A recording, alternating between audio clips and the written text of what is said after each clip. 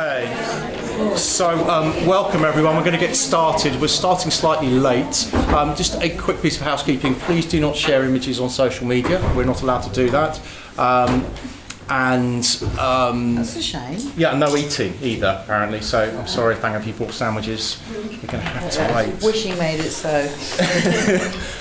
Anyway, delighted to have everyone here this evening. Thank you so much for joining us. And thank you, Deborah and Lord Mendelsohn and Gideon for ensuring that, and everyone who's worked on this event. It's incredibly sort of like topical, I think, because this is the event, January the 30th. We are exactly 14 months in from the release of ChatGPT, which seems kind of quite bonkers. Sparked kind of like global news coverage, lots of panic in boardrooms, frankly lots of panic in newsrooms as we try to figure out sort of like how we were going to be using this technology and what it would mean for our industry. And I think technology people love to talk about the fact that kind of this is going to change everything.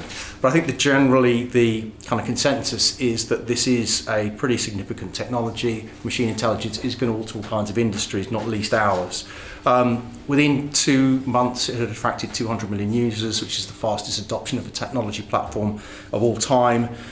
It's different, obviously, to other technology platforms in that it really creates new material rather than just analysing something that already exists. And obviously, there's been an enormous kind of gold rush across all the technology platforms, are all trying to sort of establish themselves. Why? Well, obviously it's going to create a lot of wealth. Goldman Sachs is estimating 7 trillion within the next decade. And obviously, other than kind of the geopolitical concerns that we've seen recently, it has been the kind of like the number one conversation sort of piece at big kind of global meetings like Davos a few weeks ago. Plenty of warnings from technologists, Geoffrey Hinton among them, the so-called sort of like godfather of AI, who's left Google so that he can speak openly about his concerns about the technology. There is concerns that we are unleashing something we don't really understand and something we can't resist. I think from a journalistic perspective, it raises some very important questions, not least what generative AI will do to the information ecosystem, which has already been degraded by widespread mistrust and disinformation, something that Nina will be talking about. And crucially, though, I think for all of us in this room, how does this impact our business? How do we actually think about, the impact this is going to have on our IP and on the way that we build trust with our audiences? We've already seen journalism sort of degraded by sort of tech 2.0, social media platforms, search, algorithms. We already find that it's difficult to actually directly access our audiences. So now it's arguable, and Emma, I think you'll be talking on this, that like big technology companies are building their new businesses on the backs of publishers' IP. So obviously the opening salvo in this was last month. The New York Times announced that it was suing Microsoft, suing OpenAI, which kind of kicked off this intense legal battle I think that we're going to be seeing over the unauthorized use of published work to train these AI technologies. So fellow editors, fellow publishers, we have much to discuss, and here to try to offer some context, offer us ways to understand what's happening, and also most importantly where we go next. We have 4 people with deep expertise in technology and media. Starting to my left, we have Adam Barnett, who's the Senior Director of Production, EMEA, for Shutterstock Studios. Thangam Debbonaire, the Shadow Secretary of State for Culture, Media and Sport.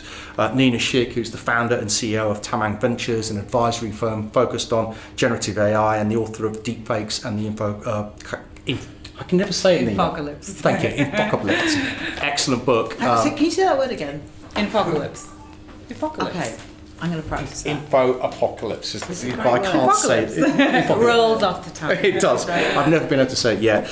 And Emma Wright, who is a partner and leads the technology, data and digital team at the law firm Harbottle Lewis. Thank you, all 4 of you, for being here with us this evening. So, Nina, maybe as someone who's kind of got a kind of like a broad view over all of this, I wonder if you could just level set for us. So the conversation around AI seems to kind of have shifted from this idea of kind of existential risk and robots destroying us all to understanding how we mitigate risks, how we think about misinformation and elections, which is something I think we can touch on.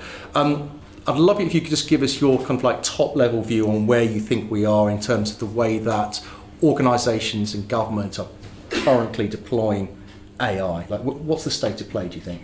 So good evening, everyone. We're obviously talking about the issue that is the issue du jour, and certainly since ChatGPT came out. So the way that I think about AI, and really to kind of take us back to first principles, is, what is artificial intelligence actually about? And it's always been about the pursuit of, can we imbue machines with human levels of intelligence? And further to that, can machines actually become more intelligent than humans?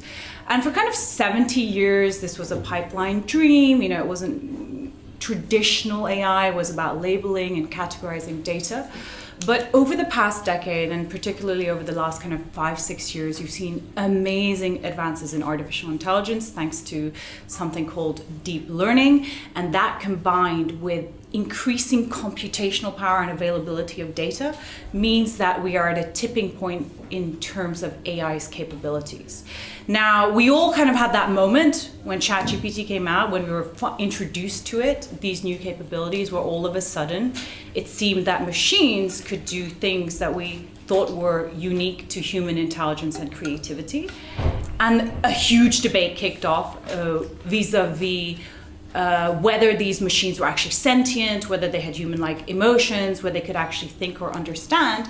But it's just a new category of system that is very, very sophisticated and is improving exponentially thanks to the availability of data, availability of computation. And now, again, you really have to conceive of it as an intelligence revolution.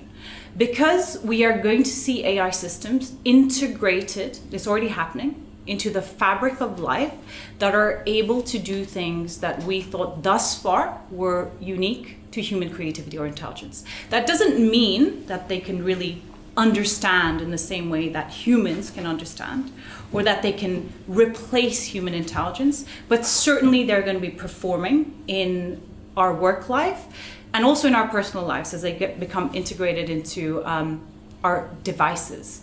Now, for this industry in particular, one area that's really interesting is these so-called generative capabilities, right? Because these new capabilities also mean AI can make content. Things we thought, again, that was mind-blowing, right? When you first saw Midjourney or DALL-E or Stable Diffusion, then ChatGPT, part of these new capabilities of increasing capabilities of artificial intelligence is the ability to generate content. And we're only at the very beginning, right? You've seen these foundational models that can do text, that can do images, that can do video. But this year, increasingly, we're going to see models that are multimodal, meaning they can work in any kind of digital domain. So you don't need to go to ChatGPT and then Midjourney and then somewhere else to generate a video. You can do it all in one kind of platform. So one final point I'll make about AI is it's not a technology. It's actually a meta technology. It's a technology that empowers and allows other technologies. And this is, to me, one of the most interesting stories of our time, because it's ultimately all about power, politics, and people. I also have a background in working in policy and politics, and it is absolutely fascinating, this moment where there's this understanding we're at a tipping point in human evolution, I would say human society, because of this exponential technology that is coming at us. And all governments are engaged. They understand they need to kind of mitigate the risks, but also invest.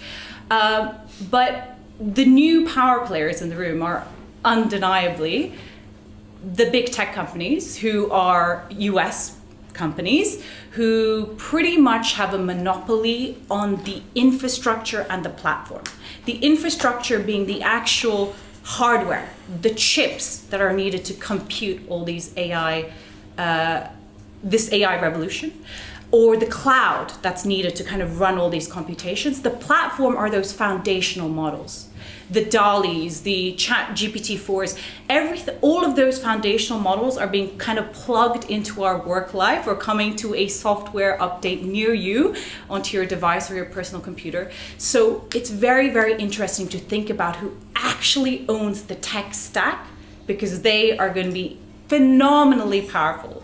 And if you think about the cost, the data, this is where the IP issue comes in, and the talent that are required to build these systems and develop the infrastructure, Well, there are very few people who can do this. There's about maybe 2,000 people in a population of 8 billion who know how to build a large language model. And there's a reason why Microsoft, Meta, Google are partnering up with the OpenAIs, Anthropic's, Cohere's, because they all became AI-first companies, because they understand that this is a new meta technology, just like the internet, that's going to completely transform the way that we live, the way that we work, and ultimately even perceive, I would think, what it means to be human. So I like to say it's like the internet, but an even bigger deal, because it's about intelligence and creativity. Nina, thank you for such a compelling and comprehensive overview. The internet, but bigger, is quite a thing. Obviously, we're going to get into the challenges of AI, which I think you outlined very compellingly. Thangam, I'd love to bring you in at this point, if that's okay. I'd love to get your sense. I mean, Labour's pretty much measuring up the curtains at the moment in number 10. We're really not. No, We're far too superstitious for that. I'd love to get your sense of how an incoming Labour government thinks about the impact of generative AI on the creative industries and, obviously, specifically journalism. We've got a room here full of editors and publishers. Can you see upsides to this technology, or are we in a position where policy fundamentally is going to have to be about mitigating risk? Because, if we look back at the lessons of Web 2.0, we were very late and we got it wrong most of the time.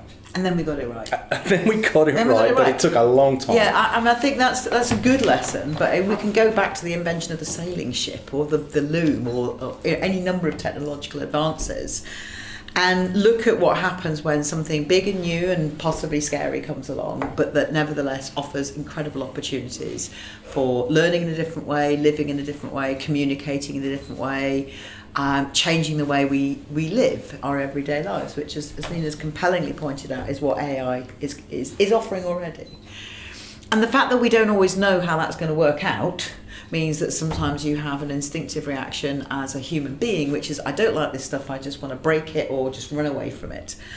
And I think the job of a politician in a modern democratic society is to try and figure out, and I'm going to come back to the problem with this with AI, is to try and figure out how you regulate in such a way that you are mitigating the risks and increasing the chances of the rewards, and spreading the rewards fairly is part of who you are if you're a left-wing party. So we're not content to think that there's this great growth industry over here, but there's only going to be a very small number of people who will benefit from it, or worse, if you end up in a dystopian world, if you end up in Blade Runner, or if you read 2000 AD, you end up in Halo Jones, and which, good crowd. And if you know Halo Jones, then that will work for you. Where you get your MAM credits on a little thing, but you're only allowed to live in certain areas, and actually artificial intelligence was hinted at by Halo Jones. But it's kind of there. When you look back now, you can sort of see, well, this is the warning to us. And Blade Runner, if you haven't seen the film, watch that maybe. But as a politician, the problem with that is when it was a ship or a train, there is a thing you can touch. You can see what it does. You can conceptualize that, in a train, it moves things from here to here. With AI, the problem you've got is the challenge, let's call it a challenge, is that first of all, the thing's growing really fast. It's changing really fast. Yeah. And I thought I understood it 3 months ago. I've had to sort of rethink. The little tests I set Bard, I've only tried Bard and ChatGPT. I use both fairly regularly, but I've caught them out quite a few times. Both on factual accuracy and just not being able to perform the task. Bard apologised really politely to me, which I thought was quite cute, but it wasn't what I wanted. I actually did want it to be able to answer. Yeah. So I can see that, but now I can see it could do more stuff. So, and it's going to do more stuff, as Nina describes, even in 3 or 4 years' time. It's hard to see, but 3 months' time. That's a problem for the speed at which we work as politicians, and that was shown to be the case with the Online Safety Act, which is the most recent piece of legislation, but even the EU legislation that's happened now, both of them suffer from the speed that we normally work, which means that by the time it comes along, it's already out of date, or it's going to be out of date very soon. That's a challenge. I think the flip side of that for us as politicians is it could potentially, I've written down here, actually help us do our jobs better. And that's something I can't quite conceptualise what that means yet, but I can see that it's probably there somewhere, and somebody in this room might be able to teach me what that is. We also wait because we're lawmakers. I'm watching the New York Times case, obviously, intensely, but also how the European legislation works out will be good for us to be able to watch and go, okay, well, how's that working out? There were big arguments, as you'll know, in the EU about where that legislation would go. And as far as I can see, looking back in history, every technological advance there's competing demands which politicians have to navigate, which go, you can't regulate us, you'll stifle innovation over here. Mm-hmm. Perfectly legitimate thing to say. To, you have to regulate them and or stop them because otherwise they're going to kill us all. And the politician in the middle has to try and sift through what's the evidence here, how do I regulate for that? And as I said, the challenge for us is, even though I can't see antimicrobial resistance, I kind of know what it is and what it does. So that's abstract, but I can kind of get it. Whereas a train, I can touch it, I can feel it, I know what it does. AI, I think, is more challenging for us. But we need, your help, the people in this room, as the Shadow Secretary of State for Culture, Media and Sport. You are part of who I think about every day. Is what's it going to mean for you guys? And I would love to hear what you think. Is that the good side is there, I think, but. So that's part of it. A good friend of mine who is involved in the publishing world said to me, the thing you need to keep the presence of the human somewhere. You can do a whole load of things, but you need to keep the human. And then when somebody this evening said to me, but why? I thought, well, I can sort of feel why I think that's important, but I'm not yet sure as a legislator that I can articulate it well enough to make good law or regulation. So those are some of the challenges that I came up with on the very long walk over here from my end of the building. it's this end of the building, for those of you that don't visit often or aren't from around here, it's a very long way spiritually and so on, but physically, which is why unfortunately I will have to leave at 10 to 8 because I stupidly thought we were in the Attlee room because that's what it seemed to be saying, which is my end of the building. So I'd scheduled something for 8, so apologies. Well, on that note, so you do get sort of some feedback from people in the room. Maybe at 1:45, we'll have a kind of quick 5 minutes before Thangam goes, where we have questions for her, thinking about what a policy might look like in the Labour government. So, Adam, very interesting. Nina mentioned earlier on multimodal AI, which seems to be the new thing. So, like mixing text, mixing imagery, mixing video as well. Obviously many tools available to manipulate imagery. I'd love to get a sense from you, the overview, what you're seeing on the visual side in terms of what are your concerns around IP and also about how some of these technologies are being deployed. I think the points raised about there are some fantastic technology out there. I think the key part around IP is about data, right? A lot of these companies, particularly in the technology, is scraping data. You don't know where it's coming from, you don't know how safe it is. So there are huge implications around IP. At Shutterstock, we have a model we've built out using OpenAI, which is text to image. But the beauty of, I guess, a company like technology, Shutterstock as a source in AI, is we have our own data set. If you think about, hundreds of you must have used Shutterstock at some point to get an image of something. There'll be a point in time where you go to find the image and the image isn't there. So then you are, well, how do I generate that image? Well, I guess the beauty of our AI generator that is on the platform is the fact that the data set that's used has gone through rigorous checks. It's had diversity, inclusion, it's kind of ring-fenced. Also, the beauty of our data set is because it's through contributors that are on our platform, they have been funded and recuperated money-wise to use that content to build our training model. So what that then leaves you with is a generative AI platform that means we're using data that we know is protected in the sense of, we've paid people to use that, we've checked it. It doesn't have a load of editorial imagery in there, which is using people's faces, so you're getting around the whole IP issue around, likeness. And the beauty of that means that you can then generate an image, text to image, and then you could license it. So we are one of the first commercially indemnifiable businesses out there that can do that. Now there are balance and checks with that in terms of, making sure that there is a human eye in the process for making sure that the images that are then going through the track to be licensed are checked for likeness in case there is a mistake. So to your point, there has to be a human element in there at some point to check it currently.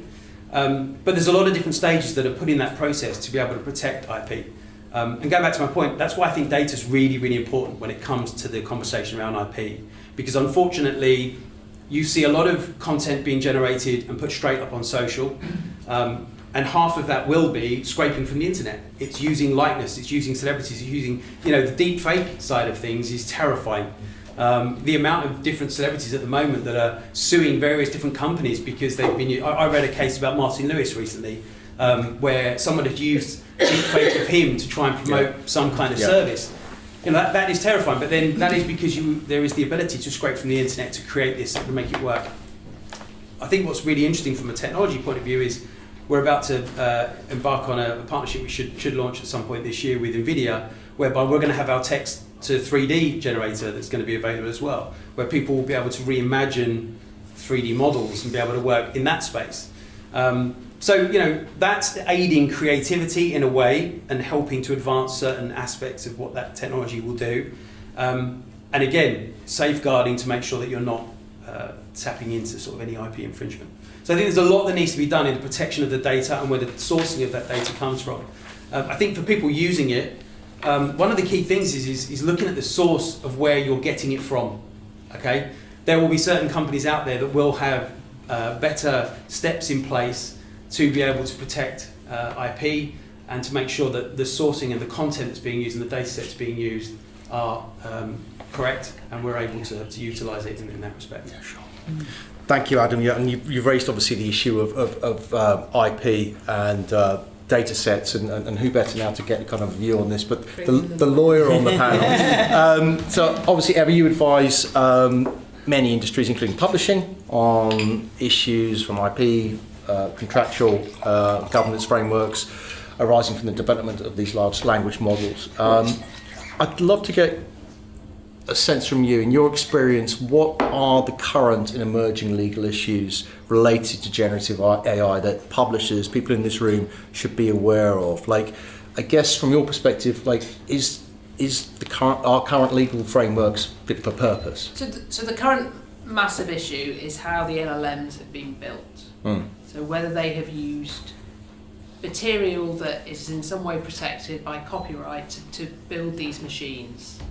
And this will depend from jurisdiction to jurisdiction, but at the moment, and I've used this analogy when I spoke at Content London in December, people with protected content in some way, it's a bit like having an umbrella with a tsunami coming, because you're small and they're massive. So I'm absolutely supporting that there's a great chance with AI. However, we're suddenly speaking to tech companies at the equivalent of a country. So that's changed the nature of the debate. I've been in UK government before when we were looking at 3G licenses, redrafting of the Communications Act. It was last century. These things were just not anticipated at that time. And we have some very interesting industries that feed so many other parts of our economy and create, different aspects and feed into it, and actually they just cannot compete because the commercials have been turned on their head, because the LLM, and that's the real issue that this comes down to. What is the position with the LLMs? How have they been built? And we can talk about the complexity of whether actually if you take a sentence from a book and you split the out, and you split the sentence out and you attribute it with the numbers and you put it into the machine, and then it gets, you've got human reinforcement learning that applies.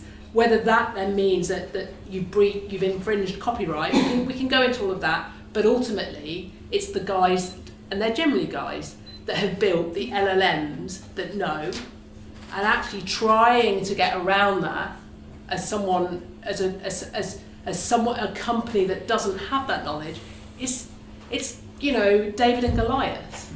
So the LLMs take the position of, there's nothing to see here, no problem, but we can't tell you how we've done it because that's proprietary, and that's really the battle that sits. And there's the talk absolutely about pro-innovation or regulation might stifle. Well, there is a point that is regulatory certainty might actually allow investment to come in.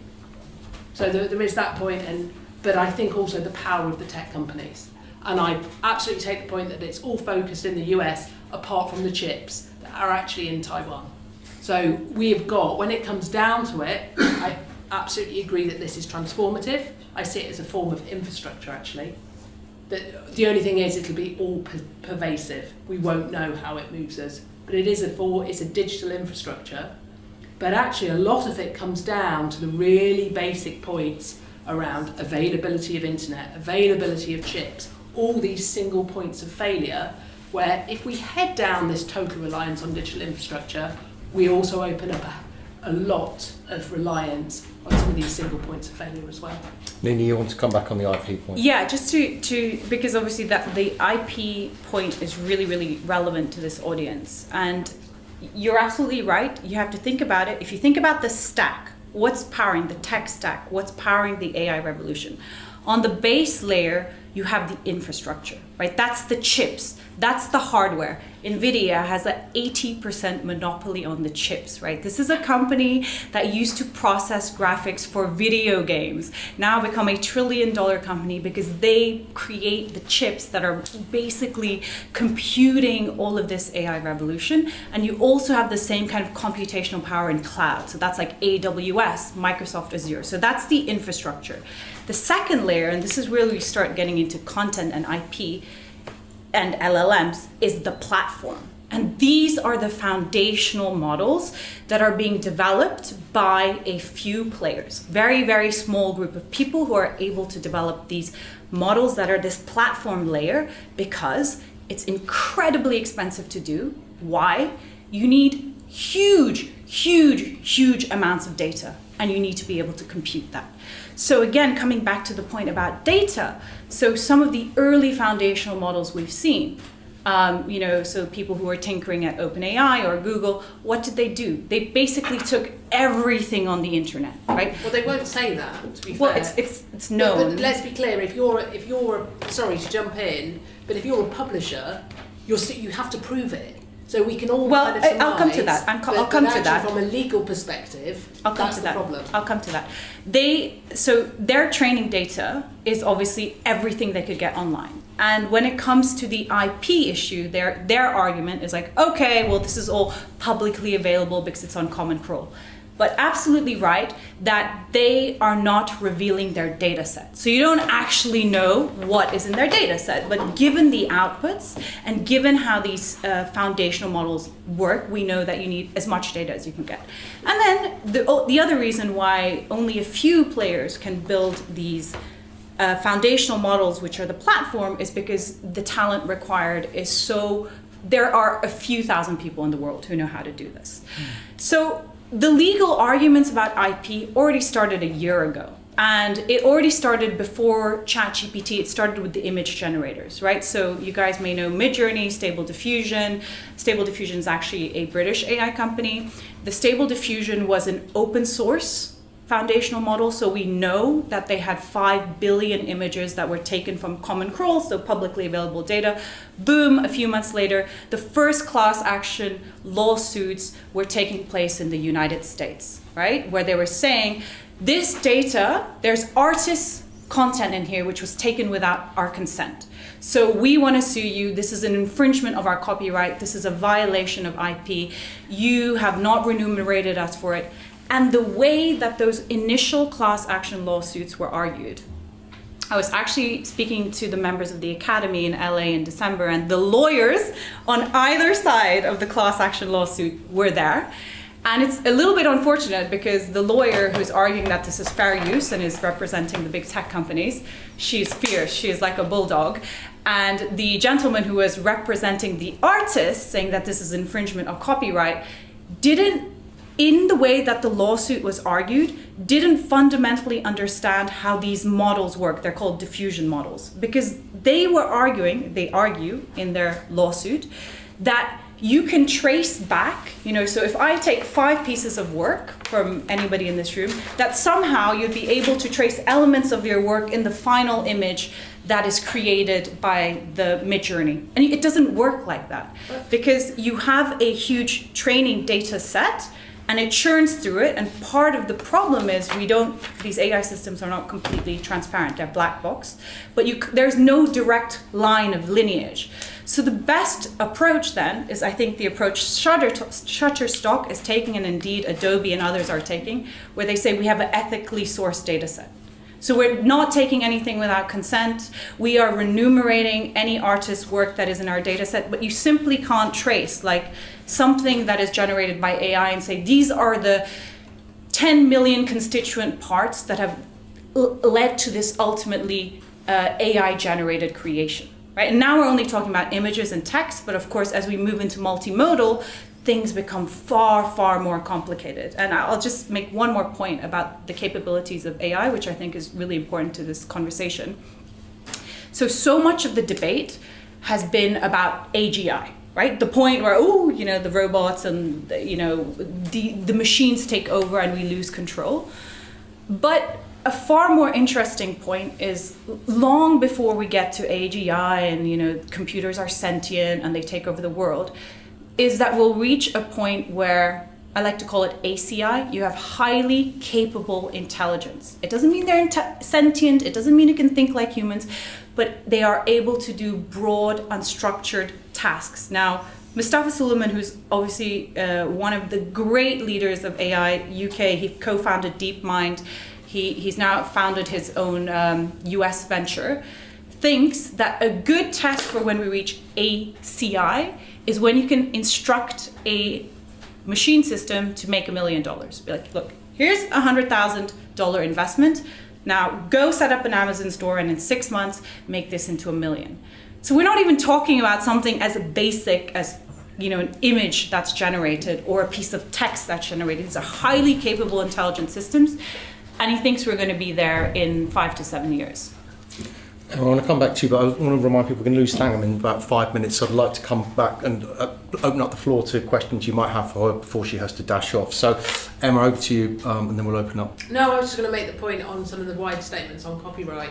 I'm happy to chat them over. It'll depend on the jurisdiction. There's temporary copy arguments that raised. Actually, if you've got a trademark that appears in the text, then that's a different argument. So if you've created a concept such as Hogwarts, perhaps if that appears, then people have scraped your text. So I don't think we can make as sweeping statements around this is clearly this or this is clearly that. The problem for you as publishers is actually trying to prove that. Any questions for Thangam before we lose her? Over there, please. Hi, I'm Ailey from PPA and Thangam. We've already met, and thank you for your support for the magazine industry. My question is, how can the industry help you, if fingers crossed after the election you come into the role of Secretary of State, get our issues onto the agenda? Because I think one issue as someone who does public affairs for the industry that we often have dealing with the government departments now is that we come in and the lovely civil servants in culture, media, sports say we agree with you, you're saying exactly the right thing, but we've been shot down by our colleagues in DSIT. So how can we best support you getting our issues onto the agenda? I think talk to both departments. I mean, you probably are doing that anyway. But also, if you talk to, I'm in opposition at the moment. I'm not in government, so it will be different. But I think that now is a good time to be talking to me and my colleagues about what you think is coming down the line, but also what you think some of the solutions are and where some of the stumbling blocks might be in terms of how these two departments fit together. I think that there is we've got a bit of work to do about how we make DSIT and DCMS fit better. It crosses over into a few areas actually where one part sits in one department and one in the other, and this is a really good example of that. But I see the division as my bit is to stand up for both creators and the creative industries. There will be some tensions there. And DSIT's bit is to sort of make sure that they understand how the tech's working, and between us we try and come up with a regulatory framework. So just keep talking to me, but send me stuff to read. Partly because it's sometimes it's just easier to arrange for me to read something than to be in a room, and then things will change over the course of this year. or maybe a voice note you could listen to while you're walking back to Portcullis House. Who knows? We've got thank you for another 2 or 3 minutes. Has anyone got another question they would like, a burning question they would like to ask her? Or something you want me to take away? Yeah. Deborah. I'd like to ask you, maybe do get in, what will be what do you foresee as your biggest challenge in your role? Well, there's a lot. One of them is just a general thing, which you'll have heard lots of Labour politicians say, which is we've got a really difficult set of challenges financially, with a country that feels kind of broken, with an infrastructure system that doesn't feel like it's effective, and that includes parts of the education system. So to come to this discussion, where is the next generation of workforce going to come from? Is it already too late to make sure that we're not just going to hemorrhage some of these companies because they can get workforce better qualified in another country? Yeah. So there's an escalation of that. Could AI help education? Well, I was just thinking that. I think that is one of the possible solutions, because I want to try and see AI as not just part of a problem, but it's part of a solution. And certainly I've had plenty of companies telling me that they think they can, which I need, but I don't think, and this is where the two departments come into play, because I would need the people who are working at DSIT to help me work out, well, what's actually ethical, effective, safe, appropriate as a learning tool. As I said, I tested it out on things that I happen to know about, and it made up one part of ChatGPT made up some lyrics by the Specials, which if you're as old as me might really matters, because I knew they weren't true. Because I was looking for a particular song, so I knew what the lyrics were, so I knew exactly what they were. But they were beautiful lyrics. So there was a question there for me about, well, what could this actually do that's actually quite useful? And it's probably that I was asking it the wrong stuff, I was testing it. So there was a bit of learning there for me, but I'm not an educator, but if I'm going to legislate, then I have to kind of at least understand some of that. So that's the other thing you guys can do, is help me understand what it is I need to know and what I don't need to know. I think another challenge is the one I mentioned earlier, which is the speed of the development of technology and wanting to harness all the good stuff. Because I think there is good stuff. I think the creative industries, the clues in the name, we're really good, and I count myself as part of the creative industries. It's where my original background was. We're really good at harnessing new stuff and making it into something even better. I think it's one of the things, certainly nobody said to David Hockney, because he used a photocopier, that's not art. They said, oh God, that's really clever. Nobody said to the first people who were making electronic dance music, one of my favourite genres, they didn't say that's not fun to dance to, except when it wasn't. So it still had to be good music for it to work. There's all sorts of examples of how you can use new technology in the creative industries. I just think we're really good at being at the vanguard. So we ought to be able to be at the vanguard of working out how we teach other people to be really good at it.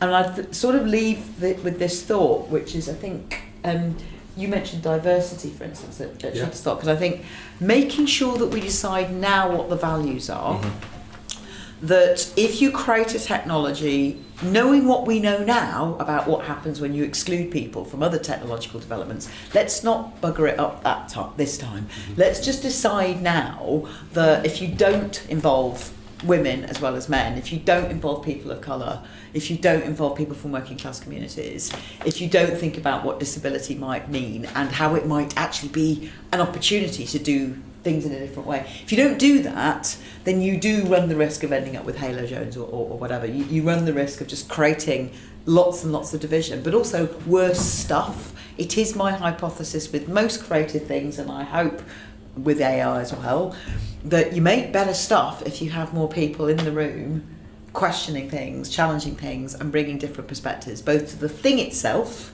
and to the regulatory framework and to the output.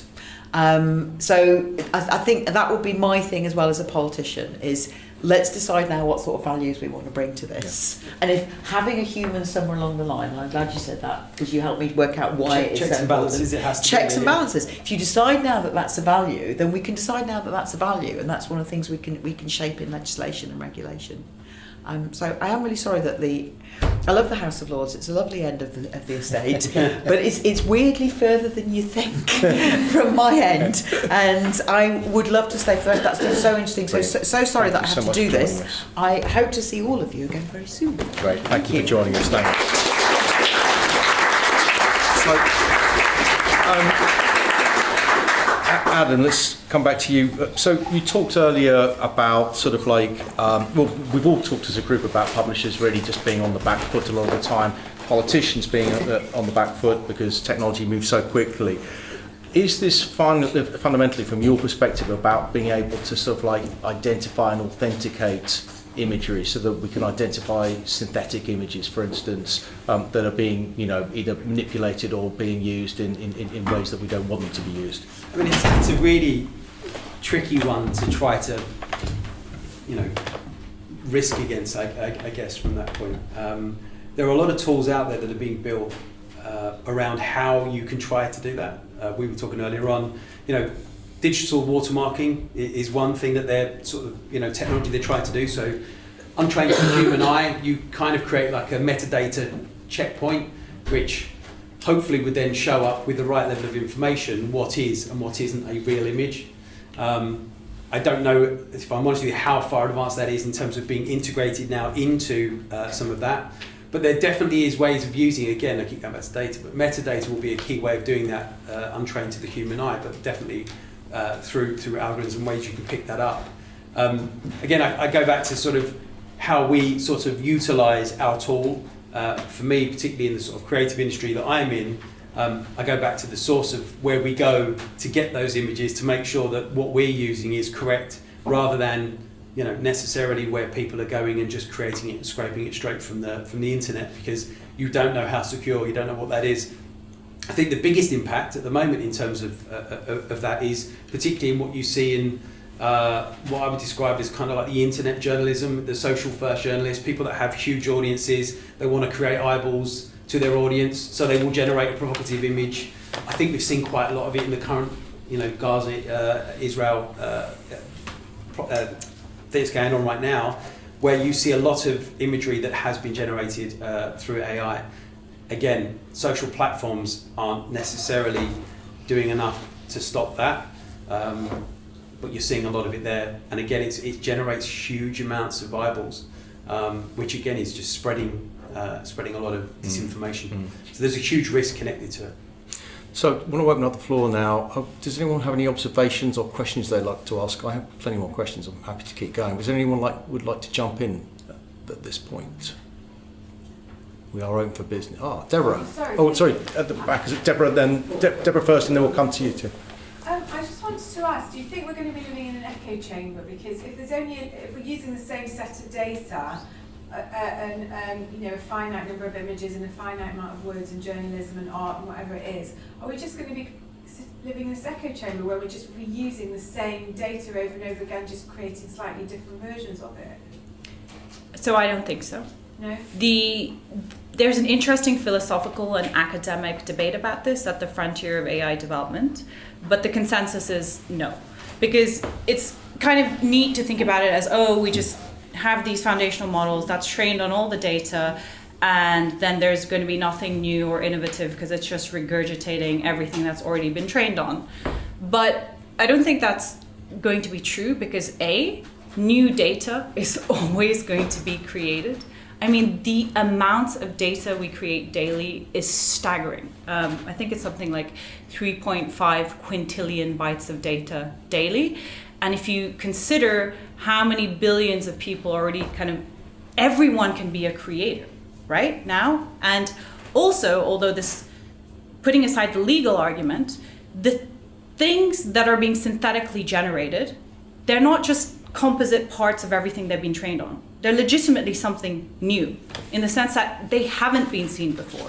You can't just trace it back to the 5 pieces of text or image that led to this AI-generated synthetic creation being made. So those are 2 reasons. And the third reason is actually on the frontier of AI research now, what they're starting to find is you can actually generate synthetic data. So AI-made data that is used to power these models because they need so much data. And in certain cases, like in medical research, you might not have access to the data because it's proprietary, it involves patient records.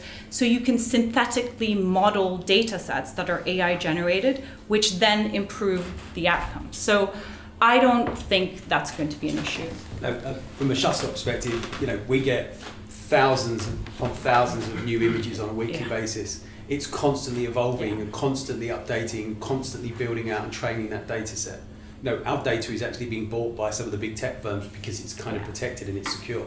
I think what's going to be really interesting, and this coming from someone who deals in the brand world, what's going to be really interesting is once you take a protected data set like we have and you mix that with brand guidelines and brand architecture, so like product and images that brands own, and you can start to create brands' own data sets, that's when the world changes quite considerably. And the one thing that I'd say, and I come at this from a slightly different angle, which is because I come from the sort of brand, the advertising world, is there's a challenge, right? Which is budgets are going down, but we have multiple platforms. You all have multiple platforms in which you need to communicate and you need to put more content out. Now somewhere that model gets broken because budgets don't stretch. So you find yourselves having to utilize new tools to create content to match your audiences and meet your demand. From a brand world, similar problem, right? They're looking at their ecosystem of how they can create content more cost effectively that doesn't lose its credibility from that perspective. And the same might apply, in you're telling a story or an article, the same might apply in terms of how you can create that content to make that work. So I think you're going to see the model change and more elements connected to it where you're using protected data sets, other sort of brand affiliated, if you like, assets that combine to create, brand owned or publisher owned data sets that is safe that you can use to build and that's already happening, and not only for elite brands but even for consumers. So like in Canva, for instance, the latest updates, you can generate images or content within your brand guidelines, or you can train a GPT to generate copy in your voice, in your brand voice. So I think that is definitely the trend. Emma, did you want to come back on this? The only thing I'd add is that there is a significant number of the world's population that aren't yet online. So they're not producing data. So we might say, no, that's great because we've got AI machines and they'll put more data in. But the trajectory is that they will. Over over 70 will be represented and everything will be great. No, that's not at all what I'm saying. I think actually that's where it goes. Digital divide is a huge issue, but the trajectory that the rest of the population will soon be online. We've already over 70% of the But there's still a significant number, and if you look at it, there is also work being done by the work likes of Mozilla, looking at the colonialism that's entrenched in the data sets within Africa. So I think there is a risk. We can't just say nothing to see here. I think we're in violent agreement in AI, but I just think that we have to be mindful that there is data that's not currently available and online feeding the machines. And so I hope there's enough data representing those people that can counter it. The content gap, representing the content gaps is huge. Yeah, so if I ask Google, because it's a video that I've done for UNESCO, you ask Google, what does a maths professor look like? So it's overwhelmingly male, white. Same for doctors and lawyers. So lawyers, Then you scroll down eventually and you'll see like a female professor of maths, but they've got like 3 + 3 = 6 for the imagery behind it. So we're already in that world. Those like really basic errors or like mass distortions have already been kind of fixed in the big foundational models. But a very important point is raised here, and that's about the digital divide, right? And if you think about the global south, again, I think this is they're going to fall behind because they don't own any of the core infrastructure. If you think about the platforms as well, the large language models, the predominant language they're trained in is English, right? What about all the languages in Europe, in Africa, in Asia? You don't have any of this core infrastructure being prioritized by government, for instance, as a matter of vital national security. The one place where I've seen a different approach is in the Gulf. So in the UAE, in Saudi Arabia, the governments have been investing billions of dollars to create their own foundational models, their own large language models in Arabic, precisely because they see that if you have a digital gap in the actual architecture, the infrastructure, the platform, it's going to put them at a massive disadvantage. And they're also buying up every NVIDIA chip they can possibly buy as well, which is really interesting. That whole national security issue is really interesting. We're pretty much out of time, but there was one question, sorry, at the back, yeah. I suppose it's really fascinating all this, and I share some of the concerns, many of the concerns which we voiced, but I do think it's interesting to think about the opportunities it presents as well, like how more productive our teams could become. I mean, I don't personally believe that most of the titles in the room, that a machine will be able to sort of write high quality content or review a product or an event to quite the level that actually, you know, professional publications can. I think I see it more as a productivity game. If we're trying to feed, you know, a number of channels you talk about, I think at Bauer, that's what's being sort of investigated. Can it help us sort of repurpose content rather than create from scratch? I was wanted to hear some of your more optimistic, sort of thoughts on it as well. I mean, within an editorial concept. Okay, so maybe that's a good place to end. Like very quickly, we'll go around the table. Just like one sentence on like what makes you optimistic about this technology. I think it will enable more creativity. If I'm honest, we're already seeing people utilise it at early stages of conceptual stuff, not to replace, but to help and to add more creativity. So I think that some of the tools out there will certainly add more creativity at the upfront stages, and shorten time, maybe some of the research and some of the tedious stuff that you have to do, which no one wants to do. I think you'll see a big impact in that space. Just out of curiosity, who in the room uses any AI tools? Does anyone? Okay, so a lot of us do, and maybe 50-50 split. Productivity is one of the huge, like the biggest wins, right? They recent study from McKinsey predicted that it's up to $7.4 trillion to global GDP. Huge potential productivity gains. And I mean, in my business, we already use AI for like a first draft, for research, for conception, as a co-pilot, right? Which is what Microsoft has so beautifully done, where they've branded their AI capabilities in their office as kind of co-pilot. And I expect that if you aren't already using it, you will be at some point this year. Because, not necessarily because you're gonna go and say, look, we're gonna go and invest in an AI product and start using it, but it's actually going to be integrated into your existing suite of software anyway. I know we're all creative, so maybe we hate Microsoft, but Canva, Google, whatever kind of software you use, those capabilities are going to be integrated this year. And for consumers, it's coming to your phone. So it's not necessarily even going to be this big moment where you're like, now I use AI to be more productive. It'll just kind of seamlessly be integrated into the digital ecosystem, and you'll be using it. Emma, note of optimism.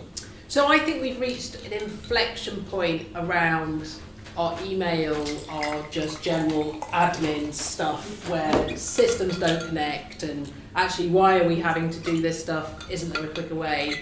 And I believe that AI should remain a tool for a human, but I think the opportunity around that is great, and we're already seeing that. So actually where I wanted to get to is a robot that can cook dinner for my kids at night. That's like, if I get that, I'm there. I'm sold. I've got the Hoover, but to me, it's those points. It's where we can harness it and actually free up time to do things that interest us, because we spend a lot of the time doing stuff that just doesn't interest us in our day-to-day. Cool. It's a bit like, if I may just come back quickly, because I write about cars, and it's like autonomous cars. Yeah. You will automatically go to level 5 full robo-taxi driving back from the pub when you're drunk. And actually, it's here and now. So there's lots of tiny stepping stones, and actually modern day cars have radar, cruise control, they steer you into the lane. And I think it's a similar journey, but probably compacted and happening much faster. Well, the trajectory is exponential. Yeah. I sat in a meeting with the AA in 2014. They were like, it's going to be driverless cars 2020. That's it. Really? Yeah. Still waiting. And yet where I live in the countryside, no white lines. It will be ages before it happens. Well, it comes back to the really basic infrastructure of the internet, right? Have you got the cables in the ground? Yeah, it goes back to that Peter Thiel line, doesn't it? We were promised flying cars and we got 40 characters. We are here today. Thank you, panel. Really, really great, interesting discussion, which I'm sure will go on. But we are here tonight because of the great work that Deborah has done to put this together. So I'd love to, with the amazing folks at BSME, so I'd love to hand over to you, Deborah, and say thank you for all your hard work.